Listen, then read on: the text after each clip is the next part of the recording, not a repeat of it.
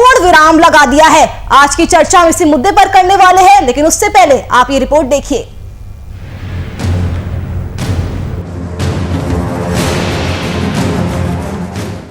उत्तराखंड में अब नौकरशाह किसी भी तरह का दबाव नहीं बना पाएंगे, क्योंकि सूबे के मुखिया पुष्कर सिंह धामी ने नकेल कस दी है। मुख्यमंत्री धामी ने अब नौकरशाही के पेच कसने के लिए अखिल भारतीय सेवा आचरण नियमावली के बीच से रास्ता निकाला है। अब ट्रांसफर, पोस्टिंग समेत अपने सेवा संबंधी प्रकरणों को लेकर IAS अपने आला अधिकारियों पर राजनीतिक अथवा किसी भी अन्य प्रकार का दबाव नहीं बना पाएंगे। सचिव कार्मिक अरविंद सिंह ने इस संबंध में सभी IAS को पत्र भेजा है और ये भी साफ किया गया है कि अखिल भारतीय सेवा आचरण नियमावली के इस नियम का कोई अगर उल्लंघन करता है तो इसकी सेवा पुस्तिका में इसकी बकायदा उचित प्रविष्टि की जाएगी।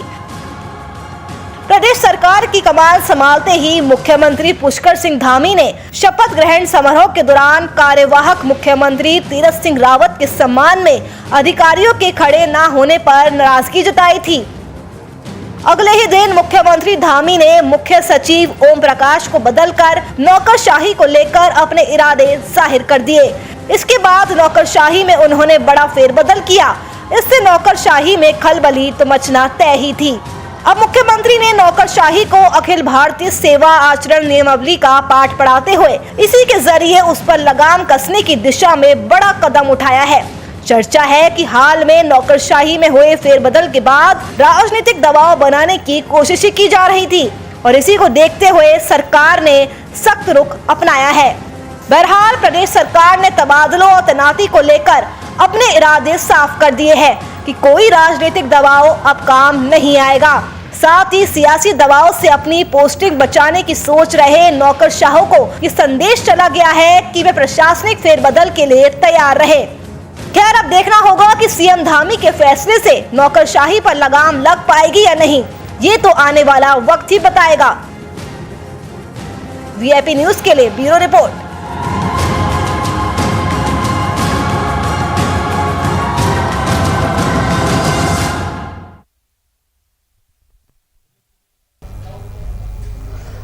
तो सीएम पुष्कर सिंह धामी ने बड़ा फैसला लिया है। उत्तराखंड में नौकरशाही पर लगाम लगाने को लेकर सीएम धामी ने ये फैसला लिया है। बता दें कि धामी ने अब नौकरशाही के पेच कसने के लिए अखिल भारतीय सेवा आचरण नियमावली के बीच से रास्ता निकाला है। अब ट्रांसफर, पोस्टिंग समेत अपने सेवा संबंधी मामलों को लेकर IAS अधिकारी अपने आला अधिकारियों पर किसी भी तरह का कोई भी पॉलिटिकल प्रेशर नहीं बना पाएंगे। यानी कि सेटिंग पर मुख्यमंत्री धामी ने पूरी तरह से फुल स्टॉप लगा दिया है। सीएम का फोकस क्लियर है कि उन्हें नौकरशाही प्रदेश में खत्म करनी है, क्योंकि उत्तराखंड में नौकरशाही कहे या अफसरशाही बहुत ही पुराना मुद्दा रहा है। अब IAS अधिकारी कोई भी सोर्स या सिफारिश नहीं लगा पाएंगे। तो उत्तराखंड में बेलगाम नौकरशाही का रवैया अक्सर सुर्खियों में रहता है और इसको देखते हुए मुख्यमंत्री पुष्कर सिंह धामी ने नौकरशाही पर लगाम लगाने के लिए अखिल भारतीय सेवा आचरण नियमावली के बीच से रास्ता निकाला है।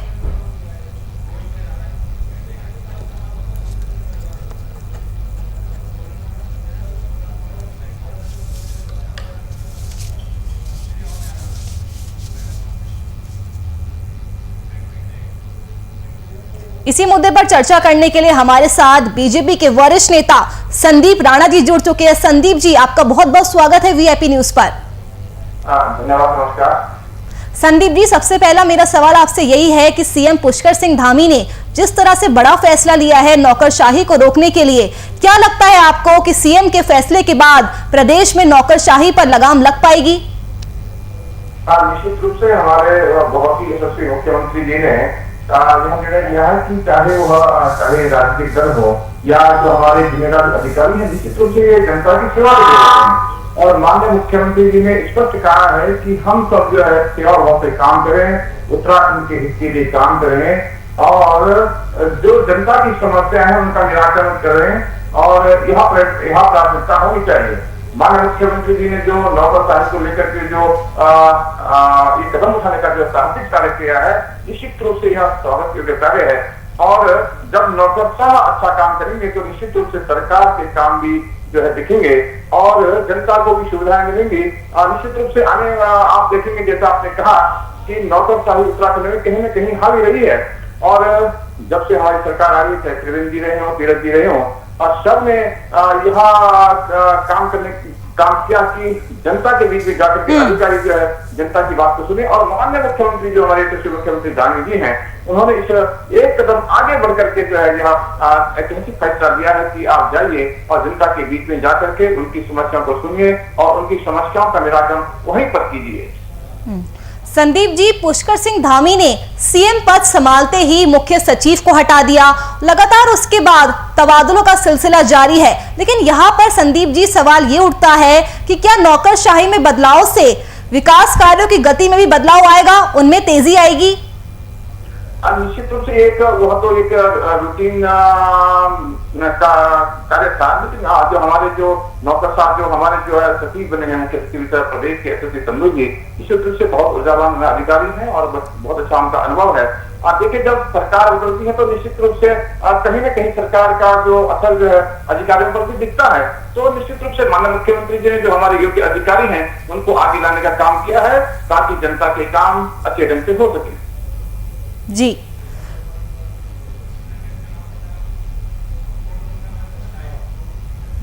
और इसी मुद्दे पर चर्चा करने के लिए हमारे साथ वरिष्ठ पत्रकार चंद्रवीर गायत्री जी भी जुड़ चुके हैं। चंद्रवीर जी, आपका बहुत बहुत स्वागत है वीआईपी न्यूज पर।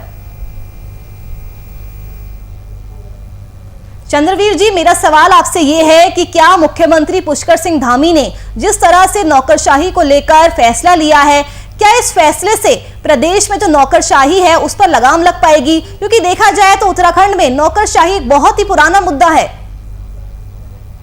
जी, प्रयास तो अच्छा किया है, लेकिन ये प्रयास तो 2002 से शुरू हो जाना चाहिए था। एक्चुअली नौकरशाही का जो मुद्दा है वो पूर्ववर्ती सरकारों में भी बराबर रहा है कि वो लोग हमेशा हावी रहे हैं। राज्य के राजनीति में हस्तक्षेप नौकरशाही का हमेशा रहा है और राज्य के विकास में भी नौकरशाही का हस्तक्षेप हमेशा रहा। इतनी हावी नौकरशाही अन्य प्रदेशों की अपेक्षा उत्तराखंड में सबसे ज्यादा मानी जाती है और नौकरशाहों ने जैसे कहा आज इस राज्य की स्थिति वैसी ही खड़ी है। ये राज्य जिस परिप्रेक्ष्य में माना गया था, ये राज्य जिस परिप्रेक्ष्य में लोगों को चाहिए था, जिस परिप्रेक्ष्य में लोगों ने इसकी मांग की थी, वो आज कहीं दिखता नहीं है।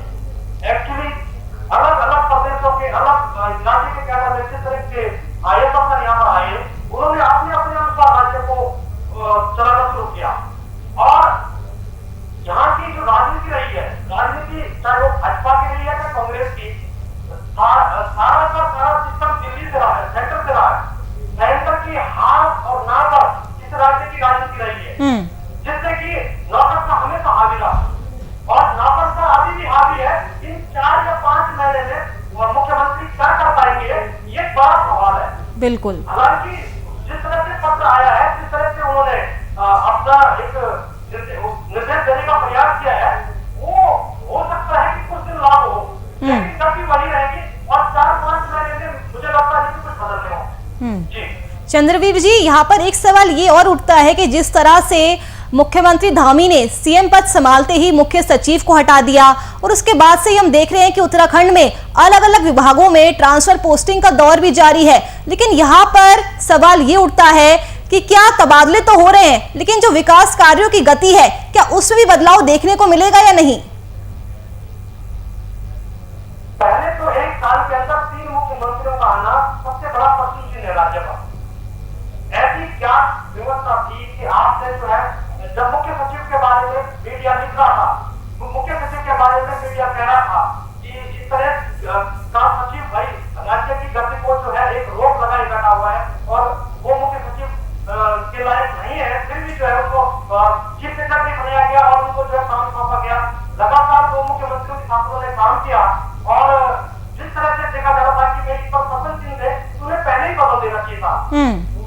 मुख्यमंत्री धामी जी ने उनको बदला, नए मुख्य सचिव को लाए, तो थोड़ा चेंजिंग तो होना चाहिए, लेकिन मुझे लगता नहीं कि बहुत ज्यादा चेंजिंग होगी, बहुत ज्यादा चेंजिंग होने का कोई ऐसा दिक्कत नहीं है। ठीक है संदीप जी, लोगों का ये कहना है कि जब इस तरह से अधिकारी बार बार बदलते हैं तो उनकी गांव की सड़कों का निर्माण पूरा नहीं हो पाता है, जो विकास कार्य होते हैं वो कहीं ना कहीं अटक जाते हैं, क्योंकि फाइलें नहीं पहुंच पाती है, क्योंकि सर नया अधिकारी आएगा तो उसे उस क्षेत्र की समस्या को समझने भी समय लगेगा। तो आपको नहीं लगता है कि इस तरह से बार बार ट्रांसफर पोस्टिंग करने से कहीं ना कहीं जनता को भी परेशानी का सामना करना पड़ता है? आप देखिए, निश्चित रूप से कोई आमूल परिवर्तन हुआ है, कोई बड़ा परिवर्तन नहीं हुआ है। जो विकास के जो कार्य हैं उनको हमारे यशस्वी मुख्यमंत्री जी गति देने का काम कर रहे हैं और निरंतर आप देख रहे होंगे हमारे माननीय मुख्यमंत्री जी सुबह से लेकर के रात तक जो है इस प्रदेश की जो समस्या है उनका निराकरण करने का काम कर रहे हैं। और माननीय मुख्यमंत्री जी ने तो स्वयं कहा है कि काम करने वाले के लिए तो एक दिन बहुत है। मैं समझता हूँ कि इन 4-5 महीनों में बहुत अच्छा काम दिखेगा, जनता की विकास के काम होंगे और आने वाला जो चुनाव है 2022 का, हमारे जो बहुत ही युवा और तेज मुख्यमंत्री हैं उनके यशस्वी नेतृत्व में भारतीय जनता पार्टी पुनः इस प्रदेश की सत्ता पर काबिज होगी, क्योंकि हम जो है जन सेवा के भाव को लेकर के हमारे मुख्यमंत्री जी आगे चल रहे हैं। मैं समझता हूँ कि देखिए, मुख्यमंत्री के इसमें काम करने की होनी चाहिए और जो दिखता है माननीय मुख्यमंत्री जी के उसमें देखिए अधिकारियों ने तो सिर्फ काम करना है, काम लेना तो माननीय मुख्यमंत्री जी ने है और बहुत अच्छा काम माननीय मुख्यमंत्री जी इस प्रदेश के हित में ले रहे हैं। लेकिन संदीप जी, सिर्फ और सिर्फ 6 महीने का समय बचा है, तो ऐसे में क्योंकि सीएम का यहाँ पे फोकस क्लियर नजर आ रहा है कि वो नौकरशाही को खत्म करना चाहते हैं, तो ये कैसे संभव हो पाएगा? सिर्फ 6 महीने का समय बचा है उत्तराखंड विधानसभा चुनाव में। नहीं, देखिए अच्छा काम होगा। देखिए, नौकरशाही को भी दुरुस्त करने का काम हमारे मुख्यमंत्री जी करेंगे। जो अच्छे अधिकारी हैं उनको सम्मान किया जाएगा और माननीय मुख्यमंत्री जी ने स्वयं कहा कि जो अच्छे अधिकारी हैं उनका हम सम्मान करेंगे और जो अधिकारी जो डिराई रहते हैं उनको भी सख्त निर्देश दिए गए हैं कि आप जो है अच्छा काम करिए। और निश्चित रूप से जो 6 माह जो मिले हैं भारतीय जनता पार्टी की सरकार को, माननीय मुख्यमंत्री जी को, बहुत अच्छा काम 6 माह में होगा। आप देखेंगे उत्तराखंड का जो पर्यटक व्यवसाय है उनके लिए 200 करोड़ का आर्थिक पैकेज हमारे मुख्यमंत्री जी ने दिया है। नौकरियों के लिए विज्ञप्तियां अनेकों विभागों में माननीय मुख्यमंत्री जी ने कहा है कि हम इन 4-5 माह के अंदर जो 35,000 लोगों को रोजगार देने का काम करेंगे। तो निश्चित रूप से काम करने की निष्ठा होनी चाहिए जो हमारे मुख्यमंत्री जी में दिखता है। और मैं समझता हूँ आज उत्तराखंड का जनमानस बहुत कुछ है हमारे मुख्यमंत्री जी के काम को लेकर के। नौकरशाही कहीं आने वाली नहीं है, नौकरशाहों से काम लिया जाएगा। माननीय मुख्यमंत्री जी अच्छा काम करेंगे। ठीक है चंद्रवीर जी, मेरा भी आपसे यही सवाल है कि जब किसी भी प्रदेश में, ना सिर्फ उत्तराखंड की बात, किसी प्रदेश में जब ऐसे लगातार ट्रांसफर पोस्टिंग होती है, तबादले होते हैं, तो वहां की जो जनता होती है उसको भी कई सारी परेशानियों का सामना करना पड़ता है, क्योंकि ऐसे में फाइलें अटक जाती है। नया अधिकारी आता है, उसे क्षेत्रों को समझने में, जीरो से समझने में कहीं ना कहीं समय लगता है। सबसे पहले तो ये जानकारी भी होनी बहुत जरूरी है कि हमारे आदरणीय मुख्यमंत्री जी सीधा विधायक से मुख्यमंत्री बने और मुझे लगता है कि 2-4 महीने तो उनको भी लगेंगे सीखने में, बिल्कुल सरकार चलानी कैसी है। और जहां तक बात रही कि भाई किसी भी सचिव को बदलना या अधिकारी को बदलना, तो वो तो स्वतः ही है कि भाई कोई भी विभाग अगर चेंज करेगा तो किसी भी अधिकारी को या उसको किसी भी नौकरशाह को जो है समझने में 1-2 महीना लग जाता है विभाग को अपने क्षेत्र को समझने में। रही मैडम बात यहाँ पर, तो ये पर्वतीय क्षेत्र है, 2 महीने जिस समय बरसात के हैं और बहुत ही आपदा से राज्य गुजरेगा। ये राज्य कंडीशन में है कि यहाँ पर भौगोलिक परिस्थितियां ऐसी है कि इसको ठीक करने में इसकी आपदा की जो खबरें हैं, जो जिस तरह से हमारे पास आ रही है लगातार खबरें अलग अलग अनेक जिलों से, उसमें कम से कम 4 महीने लग जाएंगे। आपदाओं के कामों को पूर्ण करने में 4 महीने कम से कम लग जाएंगे पटरी लाने पर। ठीक है, उसके बाद कैसे वो आगे आगे काम करेगा, कितने दिन काम करेगा, ये बड़ा सवाल है। लेकिन हाँ, ये है कि नौकरशाहों पर लगाम लगाने के लिए जो मुख्यमंत्री जी ने काम किया था, अगर यही काम बीजेपी सरकार पहले 2 साल में कर देती, 3 साल में कर देती, तो शायद राज्य किसी और दिशा की तरफ होगा। आज जहां तक रोजगार की बात है मैडम, तो ये कह रहे हैं कि 35,000 लोगों का यहाँ पर रोजगार की बात कर रहे हैं हमारे भाई साहब, तो उनको ये पता सोचना होगा कि 4 से 5 लाख युवा बेरोजगार होकर के लॉकडाउन के टाइम में घर आ चुके हैं। उसमें 35,000 की गिनती क्या होती है? और लाखों लड़के, लाखों लोग जो है इस समय संविदा पर और उस पर है काम करनी है, संदीप जी, मैं आऊंगी आपके पास जवाब लेने। ठीक है, वो 4 लाख लोग, 4 लाख 5 लाख लोग घर आ रखे हैं, बाहर में वापस आ रखे हैं अपने लॉकडाउन के दौरान में, उनका क्या होगा? वो कौन लोग हैं? वो भी तो राज्य के लोग हैं। रोजगार, ठीक है, अब मैं जवाब ले लेती हूँ संदीप जी से। संदीप जी, क्या कहना चाहते हैं आप जवाब में? क्योंकि जैसा कि इन्होंने बताया अभी कि मुख्यमंत्री को इतना ज्यादा अनुभव नहीं है, युवा चेहरा है, वो कभी मंत्री नहीं रहे, विधायक से सीधा सीएम बन गए हैं। और इसके अलावा अभी उत्तराखंड में आपदा का खतरा भी कहीं ना कहीं बना हुआ है, तो ऐसे में सीएम के लिए काफी ज्यादा चुनौतियां रहने वाली है।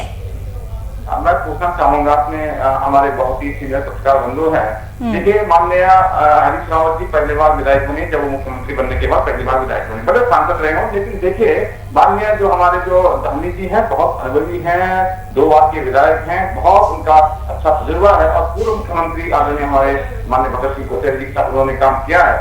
निश्चित रूप से आप उनका अनुभव का ही आज परिणाम है कि आज उत्तराखंड विकास की गति पर निरंतर प्रगति के पथ पर अग्रसर है।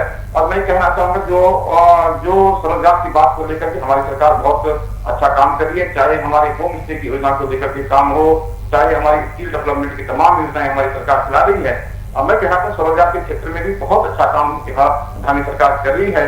निश्चित रूप से जो नौकरशाही की बात करें, मैं कहना चाहता हूँ जब कांग्रेस की सरकार थी तो नौकरशाही निश्चित रूप से हावी थी। जब से भारतीय जनता पार्टी की सरकार 2017 के बाद बनी है, चाहे त्रिवेंद्र जी की सरकार रही हो, चाहे हमारे तीरथ जी हमारे मुख्यमंत्री रहे हो, निश्चित रूप से कहीं पर भी कोई अधिकारी हावी नहीं हुआ। इस जनता के काम हुए हैं। हमारी सरकार जनता के जन कल्याण के लिए संकल्पित है, जन कल्याण के लिए संकल्पित है और निश्चित रूप से अंत्योदय का विकास और समग्र क्षेत्र का विकास, उत्तराखंड का संपूर्ण विकास करने का हमारा संकल्प है, उसको लेकर के हम आगे बढ़े हैं। माननीय मुख्यमंत्री जी बहुत अनुभवी हैं और बहुत अच्छा काम कर रहे हैं। आप देख रहे होंगे निरंतर जब अभी आप संदीप जी, यहाँ पर मेरा एक सवाल आपसे यहाँ पे ये है, सारे अधिकारी 24 घंटे संदीप जी मोबाइल ऑन रखें, कहीं पर भी आपदा आती है तो निश्चित रूप से अधिकारी की जिम्मेदारी बनती है कि अधिकारी तत्काल वहां पर जाए। अभी उत्तरकाशी में भी एक आपदा आई थी 2-3 दिन पहले, तो माननीय मुख्यमंत्री जी वहां पर भी पहुंचे और निश्चित रूप से वहां की समस्याओं का निराकरण कराया। जो लोग जो है जो आपदा से पीड़ित थे उनके दुखों को बांटने का काम किया, उनको तत्काल जो है राहत मुहैया कराई गई। संदीप जी, यहाँ पर मेरे मन में एक सवाल ये आ रहा है कि सीएम धामी ने अपनी पहली ही कैबिनेट बैठक में युवाओं को 22,000 नौकरियां देने का ऐलान किया था, लेकिन क्या आपको लगता है कि इतने कम समय में इतनी ज्यादा भर्तियां होना पॉसिबल है? क्योंकि देखा जाए तो सेवा चयन आयोग को सिर्फ वो 1 साल में 6 से 7,000 भर्तियां ही कर पाता है।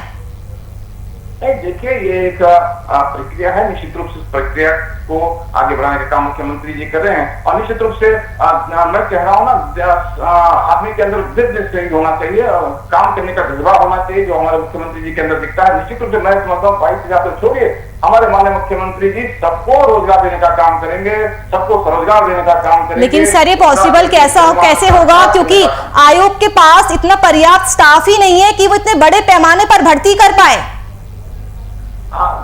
नहीं होगा, धीरे धीरे होगा, आप देखते जाइए, अच्छा होगा और सबको जितनी हमारे माननीय मुख्यमंत्री जी ने घोषणा की, जितनी विज्ञप्तियों को लेकर उन्होंने बात कही है, निश्चित रूप से सारे पद जो है भरे जाएंगे। ठीक है, वो आने वाला वक्त बताएगा। चंद्रवीर जी, अगला सवाल मेरा आपसे है कि कहीं ना कहीं अधिकारियों का भी मनोबल गिरता है कि जब जो लोग सत्ता में नहीं है वो उनको जाकर फटकार लगाते हैं। अब आप देखिए कि सीएम की पत्नी वहां जाकर उद्घाटन करती है, रेखा आर्य के पति है वो अधिकारियों को डांट लगाते हैं, तो कहीं ना कहीं इससे जो हमारे प्रशासनिक अधिकारी है उनका मनोबल गिरता है। बिल्कुल सही बोल रहे हैं आप। यहाँ पर जो हमारे मित्र हैं भाजपा से, वो सारी बातें रखते हैं, उनका दायित्व है कि भाई वो अपनी पार्टी के लिए बात करेंगे, अपनी ओर से, लेकिन इस समय राज्य की बात करनी चाहिए। ये जो आपदा से समय राज्य गुजरता है, इस समय जिलाधिकारी को सख्त निर्देश होने चाहिए थे, शासन की व्यवस्था होनी चाहिए थी राज्य के क्षेत्रों में।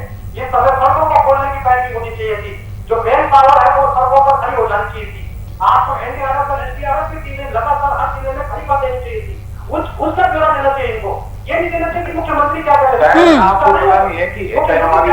ठीक है संदीप जी, मैं लूंगी आपसे जवाब, है ना। मुख्यमंत्री प्रदेश के मुख्यमंत्री को हर जगह जाना होगा। आप ही बताइए कि आपने किस जिले में क्या व्यवस्था कर रखी है, आपने कितने लोगों को राशन की व्यवस्था कर दी है इस समय।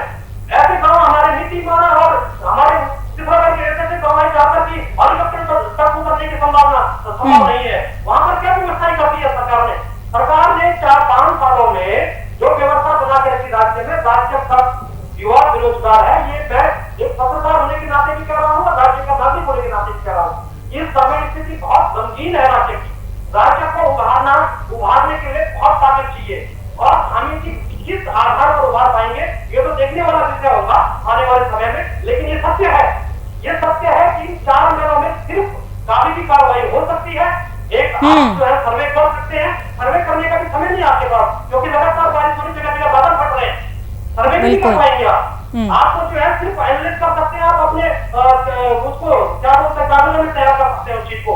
और 4 महीने में 3 अधिकारियों को आपने ट्रांसफर कर दिया है, विभागों में जानबूझ की छेड़खानी शुरू कर दी है, जो कि नहीं होनी चाहिए इस समय। अभी एक उदाहरण की बात आ रही है कि कई विभागों में इनके पूर्व मुख्यमंत्रियों ने सर्टिफिकेट जारी करे, ये अधिकारी बहुत अच्छे हैं, और तुरंत आते ही उनको ट्रांसफर कर दिया गया। ये क्या है? इतनी जल्दी क्या कर लोगे? और जब लॉकडाउन किसी भी राज्य के अंदर अभी बनी हुई है, इस समय पोजीशन ऐसी है कि आप जो है लोगों को कहीं भेज भी नहीं सकते हैं, फिर भी जो है मतलब जो जिस तरह से काम हो रहा है, ये हम ये नहीं कह रहे हैं कि मुख्यमंत्री प्रयास नहीं कर रहे हैं, मुख्यमंत्री प्रयास कर रहे हैं, लेकिन जो मेन पावर है वो क्या प्रयास कर रही है, आपकी जो प्रशासनिक पावर है वो क्या प्रयास कर रही है। ठीक है संदीप जी, क्या कहना चाहेंगे आप जवाब में? देखिए, आपदा को लेकर के माननीय मुख्यमंत्री जी ने, चाहे हमारे राष्ट्रीय राजमार्ग के अधिकारी हो, चाहे पीडब्ल्यूडी के अधिकारी हो, चाहे हमारे पीएमजीएसआई के अधिकारी हो, सबको कहा है कि जहां जहां पर डेंजर जोन है वहां पर जेसीबी उपलब्ध रखी जाए, 24 घंटे वहां पर जो है जेसीबी उपलब्ध रखी जाए, ताकि जनता को कोई भी परेशानी न हो सड़क बारिश होने पर। और जहां पर हमारे माननीय पत्रकार साहब ने कहा है कि राशन की व्यवस्था, माननीय मुख्यमंत्री जी ने खाद्य सचिव साहब को और खाद्य अधिकारियों को, जिले के अधिकारियों को कहा है कि कहीं पर भी राशन की कमी नहीं आनी चाहिए, राशन की पर्याप्त व्यवस्था हो उत्तराखंड के वासियों के लिए। माननीय मुख्यमंत्री जी का यह पहला कदम है कि आपदा से किसी प्रकार का कोई नुकसान भगवान न करे ना हो, लेकिन आपदा से निपटने के लिए माननीय मुख्यमंत्री जी ने अधिकारियों को कहा है कि आप 24 घंटा तत्पर रहिए, 24 घंटे अपने मोबाइल ऑन रखिए। हमारी जो माननीय मुख्यमंत्री है बहुत संवेदनशील मुख्यमंत्री हैं, बहुत अच्छा काम कर रहे हैं। और जैसे भाई साहब ने कहा कि राशन, मैं कह सकता हूं कि राशन की ना तो कमी आने वाली है ना कमी आएगी। और जो 4-5 माह का जो आपने बात कहा, आप देखेंगे रोडों का, सड़कों का जाल बिछ गया उत्तराखंड में। कोई ऐसा गांव नहीं, चाहे उत्तरकाशी हो, चाहे पिथौरागढ़ हो, चमोली हो, जो दूरस्थ जो हमारा उत्तराखंड का सीमांत क्षेत्र है, हर गांव में सड़क पहुंचाने का काम हमारी सरकार कर रही है, सड़कों का जाल बिछाने का काम हमारी सरकार कर रही है। निश्चित रूप से बहुत अच्छा काम हो रहा है। संदीप जी, यही सवाल मेरा आपसे है कि अधिकारियों को कहीं ना कहीं मनोबल गिरता है कि जब वो लोग जो सत्ता में भी नहीं है वो भी उन्हें आकर फटकार लगा देते हैं। पहले तो सीएम की पत्नी सड़क का उद्घाटन करती है, फिर उसके बाद जो रेखा आर्य के पति है वो भी अधिकारियों को फटकार लगाते हैं। कैसे देख रहे हैं आप? मैंने आपको 2 उदाहरण दिए हैं, तो कहीं ना कहीं आपको लगता है कि अधिकारियों का कहीं ना कहीं मनोबल गिरता है? नहीं, देखिए, यह परिवारवाद की राजनीति कांग्रेस के शासन में हो सकती है, भारतीय जनता पार्टी के शासनकाल में इस प्रकार का तो कहीं विषय आया नहीं है। और मैं समझता हूँ ना हमारी संस्कृति रही, यह संस्कृति कांग्रेस की रही है। यदि कांग्रेस का किसी परिवार में कोई सांसद है या वहां से कोई विधायक है, तो पूरा परिवार सांसद और विधायक बनकर के घूमता है। और भारतीय जनता पार्टी मैं समझता हूँ यह भारतीय जनता पार्टी इस संस्कृति से दूर रही है।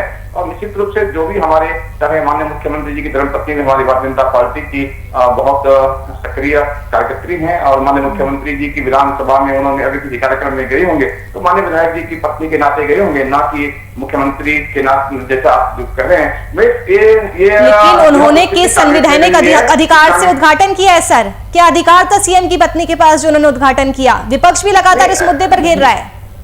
नहीं, देखिए, विपक्ष पहले अपने घेरमान में जाके देखिए, कांग्रेस में तो सारे जो परिवार वाले, जो अगर कोई सांसद है तो पूरा परिवार सांसद बनकर के घूमता है, सारा परिवार विधायक बनकर के घूमता है। भारतीय जनता पार्टी में नहीं है। भारतीय जनता पार्टी में कार्यकर्ता आधारित पार्टी है, जो पद की गरिमा को जानने वाली पार्टी है। यहाँ पद की गरिमा को गिराने का काम कांग्रेस, सपा और बसपा करती है, ना कि भारतीय जनता पार्टी करती है।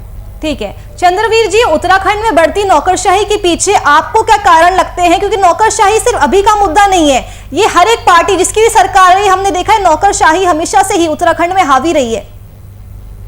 बिल्कुल ये सत्य है कि नौकरशाही हावी रही, लेकिन कुछ मुख्यमंत्री ऐसे भी रहे हैं जिनके टाइम पर नौकरशाही की लगाम कसी रही। ऐसे उदाहरण पूर्व में हम देख सकते हैं कि जब नरेंद्र तिवारी जी की सरकार थी तब नौकरशाही बहुत कंट्रोल में रहती थी। जब श्री भुवनचंद्र खंडूड़ी जी की सरकार रही है तब नौकरशाही ने अपने तरीके से काम किया है। वो डिपेंड करता है कि मुख्यमंत्री या मुखिया प्रदेश के किस तरह से हैं और वो किस तरह से प्रदेश को चलाने का कार्य करते हैं। ठीक है, ऐसा नहीं है, कुछ लोगों ने प्रयास किए हैं। अभी धामी जी ने जो प्रयास किया वो सराहनीय है, लेकिन कहने का तात्पर्य है कि सरकार किस तरह से काम करेगी ये बड़ा चैलेंजिंग व्यवस्था है। और नौकरशाही को क्या इतनी जल्दी वो धराम कर पाएंगे, उनको लाइन पर ला पाएंगे? क्योंकि अलग अलग प्रदेशों से, ठीक है सर। अलग जगहों से। संदीप जी फाइनल कमेंट मैं आपसे लेना चाहूंगी। ठीक है sir, Sandeep ji final comment आपसे लेना चाहूंगी कि उत्तराखंड में ये बेलगाम नौकरशाही का ही नतीजा है कि विभागों को बोला जाता है कि वो खाली पदों की सूची दे, लेकिन उसके बाद भी विभाग देते नहीं है। तो ये कहीं ना कहीं जो बेलगाम नौकरशाही उसी का नतीजा है। सीएम के आदेश के बावजूद भी सूची नहीं दी गई। नहीं, देखिए एक सारे अधिकारी सामने लगे हुए हैं, कहीं पर कोई नौकरशाही हावी नहीं है। नौकरशाही सिर्फ कांग्रेस के समय में हावी थी। अभी तो मैं समझता हूँ सारे अधिकारी जनता की सेवा में लगे हैं। सरकार सारे अधिकारियों से जनता के कल्याण के लिए काम ले रही है और बहुत अच्छा काम इस प्रदेश में हो रहा है। लेकिन अभी तो बीजेपी की सरकार है, अब क्यों नहीं सूची दी जा रही है खाली पदों की?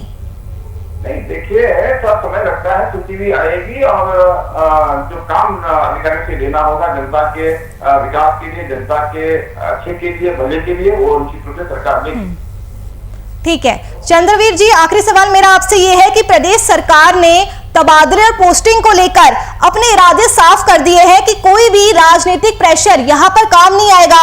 इसके अलावा सरकार ने कहीं ना कहीं ये भी संदेश दे दिया है कि आगे भी ऐसे प्रशासनिक फेरबदल होते रहेंगे। Final comment sir. वो सरकार की अपनी व्यवस्था है कि कहां पर किस अधिकारी को भेजना है और कहां पर किस अधिकारी की जरूरत है। सरकार ये कर सकती है, लेकिन जहां तक ट्रांसफर का मामला था तो ट्रांसफर पोस्टिंग का मामला इन्होंने कोविड काल में बैन किया हुआ था कि कोई जीरो कर दिया गया था कि किसी को भी जो है पोस्टिंग और ट्रांसफर नहीं दिया जाएगा। लेकिन अभी हम देख रहे हैं कि लगातार विभागों में फिर पोस्टिंग और ट्रांसफर की प्रक्रिया शुरू हो चुकी है और जिस मंत्री को जहां पर जो आदमी चाहिए वो भेज रहा है। तो वो अब ये हो सकता है कि सरकार किस इंटरेस्ट से इसको कर रही है, क्या सरकार का इसमें ठीक है सर, क्यों चाह रही है ऐसा? वैसे जी आपदा काल में जिस तरह से आपदा राज्य के अंदर चल रही है, इस समय फिलहाल किसी को छेड़ना उचित नहीं है। जो जहां पर है वो बना रहे, कानून से काम लिया जाए, बिल्कुल, जो राज्य के उसमें। चंद्रवीर जी और संदीप जी, आप दोनों का बहुत बहुत शुक्रिया मेरे साथ इस खास चर्चा में जुड़ने के लिए। तो उत्तराखंड में अगले साल की शुरुआत में विधानसभा चुनाव है और उससे पहले सीएम पुष्कर सिंह धामी पूरी तरह से एक्शन मोड में नजर आ रहे हैं। सीएम पुष्कर धामी का ये फोकस क्लियर है कि उन्हें प्रदेश में नौकरशाही को खत्म करना है। तो अब सीएम पुष्कर सिंह धामी ने बड़ा फैसला लिया है। अब प्रदेश में कोई भी आईएएस अधिकारी किसी भी तरह की कोई सोर्स या सिफारिश नहीं लगा पाएगा। लेकिन बड़ा सवाल यहां पर यह उठता है, जिस पर आज हमने चर्चा की, कि क्या सीएम धामी के फैसले से प्रदेश में चल रही नौकरशाही पर लगाम लग पाएगा? चलिए फिलहाल के लिए इस चर्चा में इतना ही। देश और दुनिया की तमाम खबरों के लिए आप देखते रहिए वीआईपी न्यूज। नमस्कार।